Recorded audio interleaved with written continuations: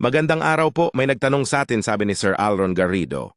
Kapag ba ang isang reservist ay pumanaw, may benepisyo bang matatanggap ang kanyang naiwang pamilya? Ang sagot po ay depende sa sitwasyon at sa status ng serbisyo ng reservist, sa oras ng kanyang pagkamatay.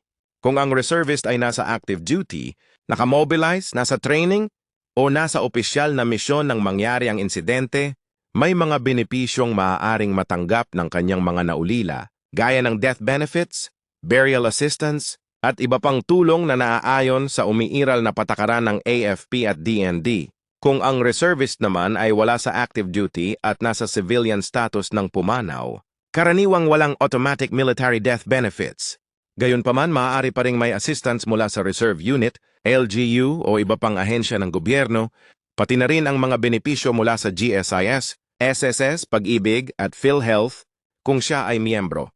Mahalagang tandaan na bawat kaso ay sinusuri at nakabatay sa dokumento, duty status at umiiral na polisiya.